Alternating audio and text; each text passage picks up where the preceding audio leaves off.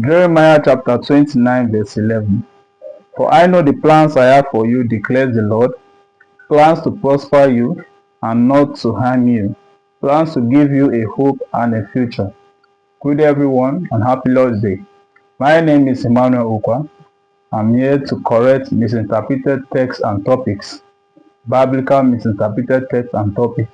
And today our text we are going to be looking at is Jeremiah chapter 29 verse 11, which I read earlier, which I also read again, which says, For I know the plans I have for you, declares the Lord, plans to prosper you and not to harm you, plans to give you a hope and a future. You see, this verse is often quoted for encouragement, but its original context is essential.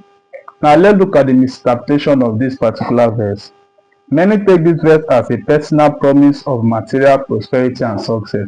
A lot of people take this verse that yes, no matter what I do, no matter what I put my hand, it's talking about prosperity and success. Now let's look at the historical background and also the real explanation of this verse. God spoke this to the Israelites in exile.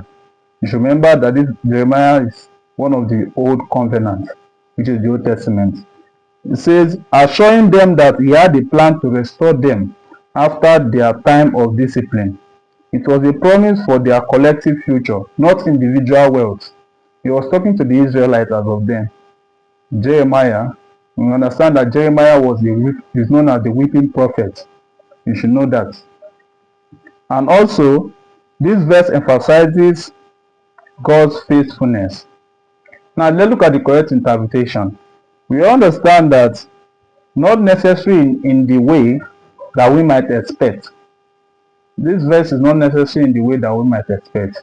It's more emphasizing on what? God's faithfulness. Understand? Upon us and talking to the children of Israel as of that time. But still yet we can claim it for ourselves. But still yet we need to be right with God first in order for that claim to be made known out. Now let's look at how to apply this particular verse. You see, we say that you should trust in God's long-term plans.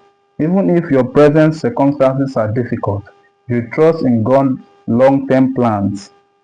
You understand? God's plans are not short for each and every one of us, as far as we are doing right by Him. God's plans are what? Step by step, slowly, and He shall make you get there. As I say, God's time is the best. And also, we should understand that He is faithful and will bring good, even though trials may come. Even though trials and temptation may come, we understand that God will bring good. Understand? He will make things better.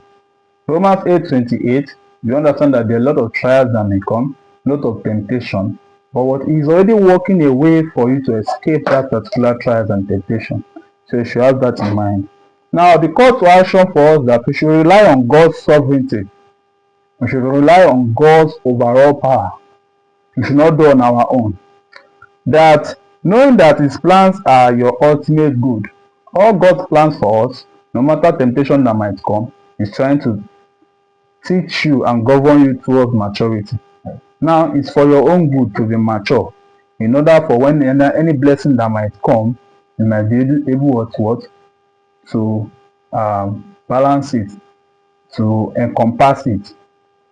And also, even though they don't align with your expectation, as I said before, that a lot of God's plans is not really our plan, but we should take whatever God's plan might be, because He's the author and finisher of our faith towards whatever we want to do. And we should have it in mind that its plan is leading to our success. Remember, He created us as a free moral agent, but that doesn't mean that He's not still in control of our life to this day. If you have worked up to this moment, you are really blessed.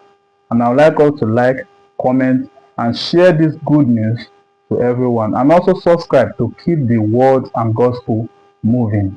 Remain blessed and stay tuned for more videos. Thank you.